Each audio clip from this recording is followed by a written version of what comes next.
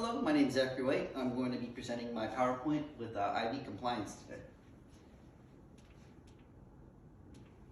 Alright, so first up are patients. So patients come to the hospital to get better and not worse. This is true. If a patient arrives to the hospital and they leave in a worse condition when they arrive, we're not doing our job. We're not meeting our objective of keeping the patient safe and providing the best care that we can.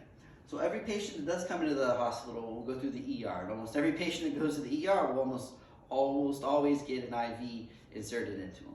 So when an IV is inserted, it breaches the skin. The skin's purpose is to prevent infection, prevent the germs, bacteria, viruses, fungus from all getting inside our body. So when you insert an IV into someone's vein, it raises the risk of infection a lot. And IV insertion can be painful to some. Not everyone likes needles. Not everyone likes getting stuck by needles.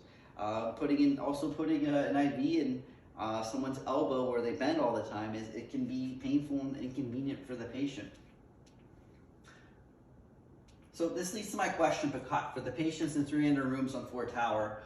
What is the effect of every shift auditing compared to 3 random rooms every 3 days auditing on IV compliance and policy over a 3-week time period? So the needs of why we're doing this is compliance. So the compliance that we're looking for is making sure the dressing is clean and intact. If it's not clean, if it's soiled, or if the dressing is starting to come off, the risk for infection raises drastically. We want to make sure that it's clean. IV tubing is labeled with the date. This is true. If I work 3 days, I started that IV tubing 3 days ago and I'm going home and didn't label it, oncoming shift has no idea when that tubing was started. So it's important to make sure that we're labeling the tubing too. It can also help reduce the cost of waste. If a nurse starts new IV tubing and they leave for the day, oncoming shift, they have no idea when it was labeled. They have to start a whole brand new system. Medications labeled with patient info. This is a patient safety issue. We want to make sure that the right patient is getting the right medication. And we also expect our nurses to look for the IV site. We want to make sure it's free of signs of infection. So we want to make sure it's not red, not swollen, not painful. That's the compliance that we're looking for. So the need for the compliance is important, as I mentioned. The big thing is infection. We want to reduce the risk of infection, and by reducing the risk of infection, increases our patient safety because we want to keep our patients safe. That's what we want to do. And phlebitis. So phlebitis is inflammation of the vein. We want to make sure that doesn't occur. We want to keep an eye out for it. I mean, unfortunately, it does happen, but we want to minimize that risk. We want to reduce it and stop it whenever we can. So the research that I did, this is pretty interesting. So the first time IV insertion rates failure rates, I should say, are 12 to 25%. That's a big number. So roughly anywhere like 1 in 4 patients were not getting the first time, and that's unfortunate. This could be due to new nurses or inexperience.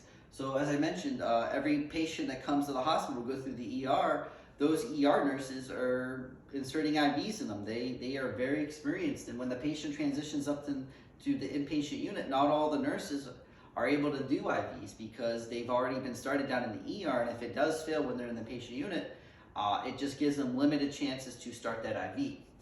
This is pretty cool for this article too. They created a vascular access team, also known as VAT. And so what they did for the year in 2018, they did IV consults. And out of 6,246 of these consults, 26% of these consults, those patients didn't even need IV access. There was no reason. And then the following year in 2019, there were 7,861 IV consults. 35% of them did not need IV access. So that's a big amount. I mean, we're saving costs there, we're saving supplies, we're saving time and resources. The other article I did was multiple IV insertions lead to patient dissatisfaction. This is true, as not everyone likes needles, not everyone likes getting poked, and it can cause pain. When pain can translate into dissatisfaction among patients. So we want to keep our patients satisfied. And one way to do that was creating open communication with your patient. A lot of these patients did know, they understood the need for the IV, but you can help reduce that dissatisfaction by becoming on good terms with your patient. And then this last one, the research I did was this closed IV system. It's pretty neat. It has longer dwell time, and it adheres to the skin, so it lowers the risk for dislodgement.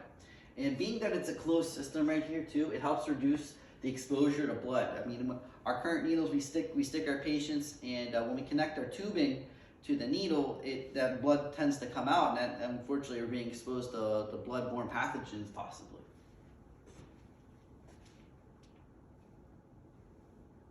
So one problem that I found in our community that we see a lot is homelessness. I mean, it's a complex issue with no easy fix. There's multiple reasons why someone could be homeless, such as addiction, drugs, just hard times, lost job, family issues. There's just a myriad of reasons on why they could be homeless. So being homeless, they obviously have a lack of housing. It could be a lack of income too, and resources. Homelessness can have a negative impact on patient care. This is true. So if a patient comes in with a wound on their foot or on their hand, they need to continue to do that wound care on the outside of the hospital. And if they don't follow up doing that wound care on the outside of the hospital, it can lead to negative effects down the road. And one issue with homelessness is hygiene. So their standard of cleanliness might not be the same as ours. Some of us may shower daily. For a homeless person, they might not get that chance. They may only get a chance to shower once a week or once every 2 weeks.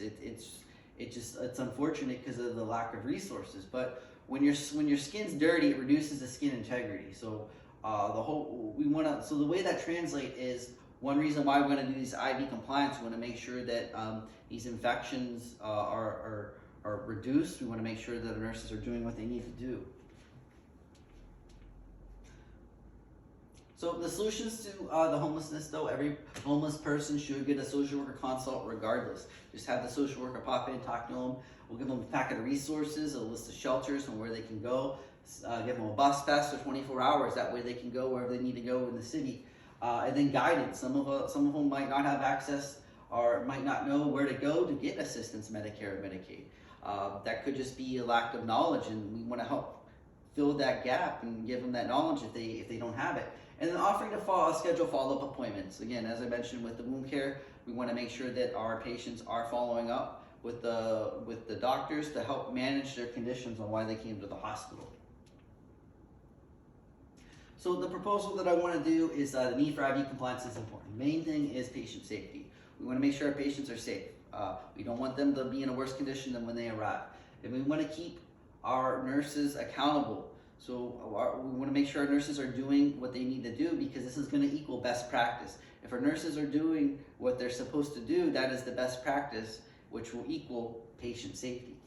So I want to audit check on 3 random rooms every shift compared to every 3 days. So the reason why we want to do random rooms is we don't want the staff to know what's going on. We want to just catch them randomly to make sure that staff are doing it. We can also audit certain staff if we need to. It helps give us more accurate data compared to every 3 days. Random rooms to keep all staff accountable. So, I mean, if we have a set amount of room and it's the same nurse every single day or every shift, it's not going to give us an insight on how the other staff are doing. So the whole point of the goals of this is patient safety. We want to make sure that our patients are safe, and again, staff compliance. So we want to make sure that our staff are doing what they need to do. And if it's a pattern or behavior of just work ethic, we can either discipline or we need to re-educate them. So this is the audit tool that I made. It's pretty straightforward. Rooms 1, 2, 3, and then it's just a checklist. IV tubing labeled dated, IV dressed and clean and intact, free of infection, and medications labeled. And then the nurse. We want to make sure that we want to know who the nurse is, because it will help create a pattern if the same nurse is not doing what they need to be doing.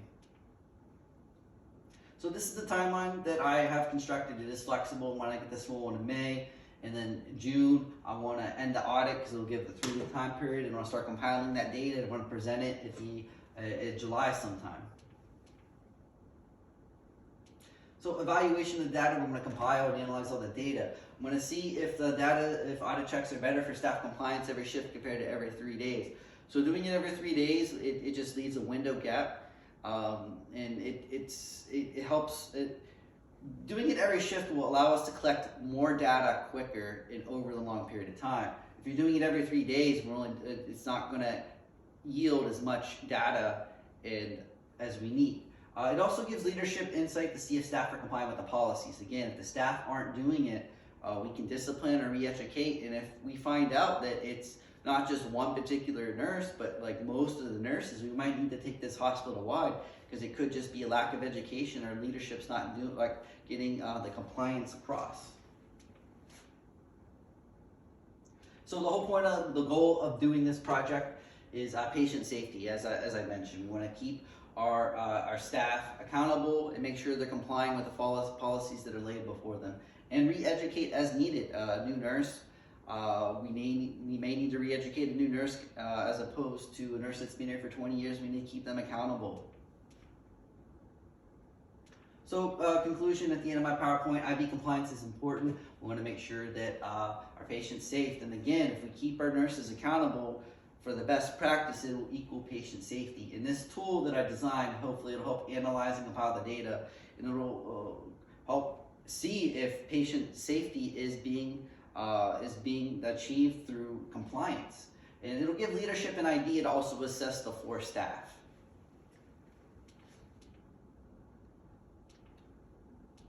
List of references, and any questions?